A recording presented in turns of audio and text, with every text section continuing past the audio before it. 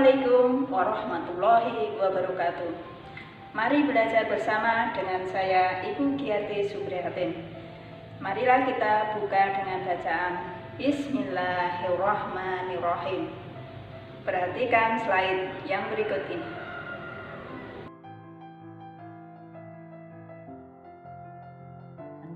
Baiklah, kita mulai pelajaran kita dengan materi tentang cahaya.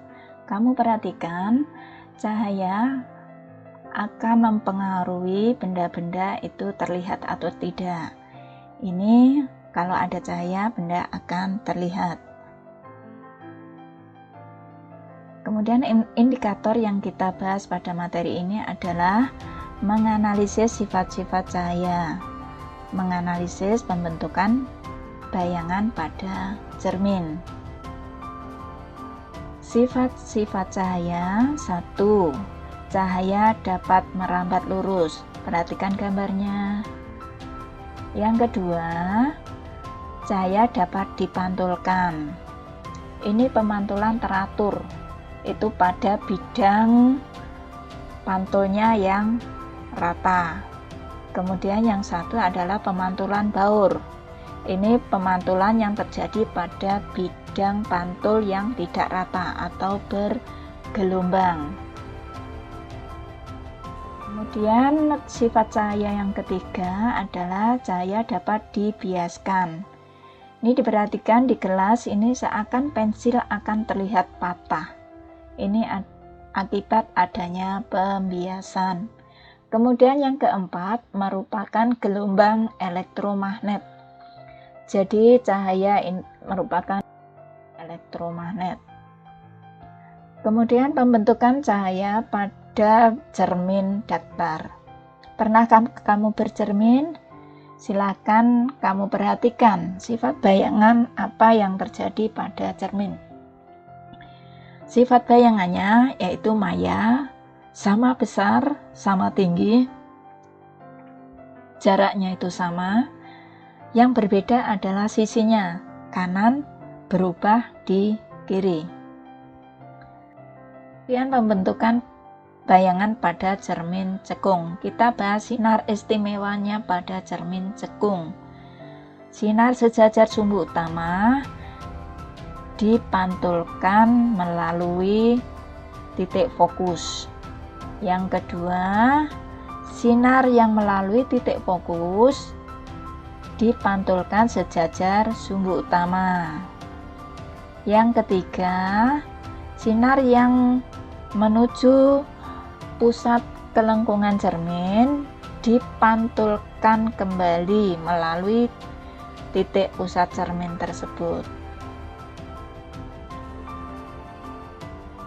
Pembentukan bayangan pada cermin cekung.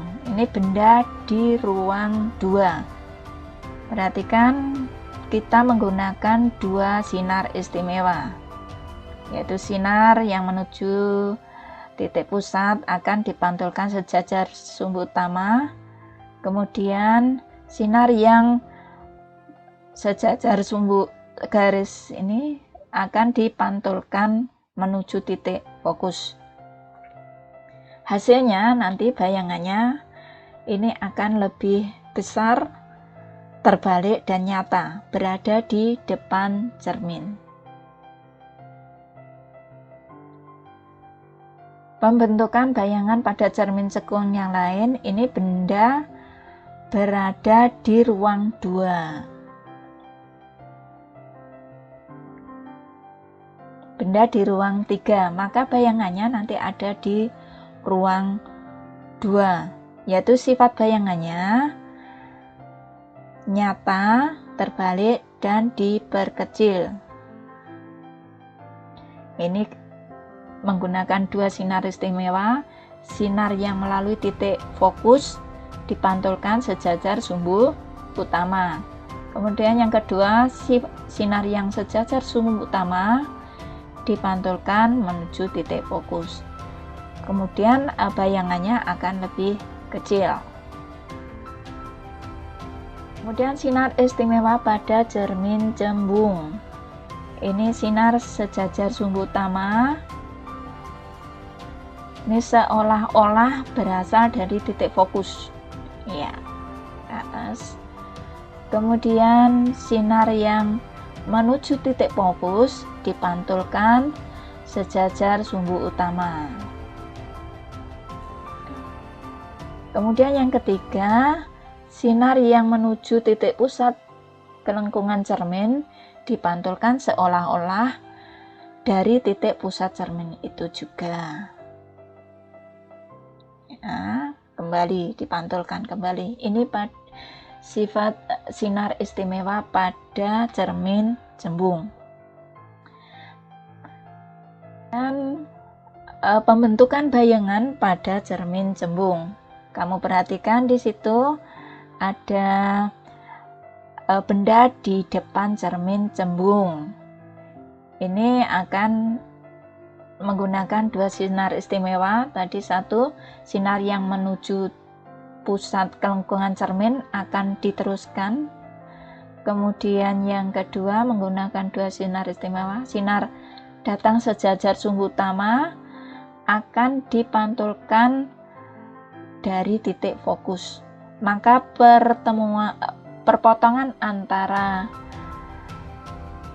titik ini akan terjadi bayangan berada di belakang cermin.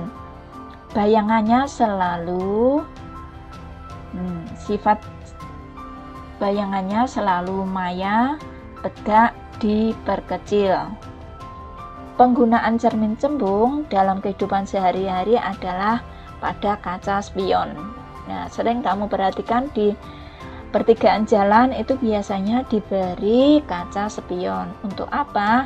Supaya bisa terlihat apakah di samping jalan itu ada kendaraan atau tidak, sehingga perjalanan tidak akan baik, jadi tidak ada kecelakaan atau apa. Jadi untuk menjaga keamanan semuanya.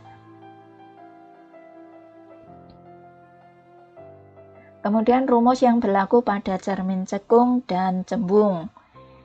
Ini 1/SO plus 1/SI sama dengan 1/F. 1/SO plus 1/SI sama dengan 2/R. M sama dengan SI/SO. Sama dengan HI/HO. Apa itu SO? SO itu adalah jarak benda. SI jarak bayangan. F-nya itu adalah fokus. M-nya adalah bayangan, pembesaran bayangan. Ini perbedaannya, kalau di cekung itu nanti positif, kalau di cembung itu negatif pada fokusnya. Contoh soal. Sebuah benda diletakkan di depan cermin cekung. Jika jarak fokus cermin tersebut 5 cm, tentukan jarak bayangan yang dibentuk dan nyatakan sifat-sifatnya. Yang kedua, buat gambar diagram sinarnya. Cara penyelesaiannya diketahui. SO sama dengan 24 cm, F-nya 6 cm. Kemudian ditanyakan SI-nya atau jarak bayangannya. Kemudian gambar diagramnya. Kemudian ini dituliskan rumusnya. 1/SI sama dengan 1/F dikurangi 1/SO. F-nya 6, masukkan, SO-nya 24. Kemudian disamakan penyebutnya. 1/6 itu menjadi 2/24. Dari mana?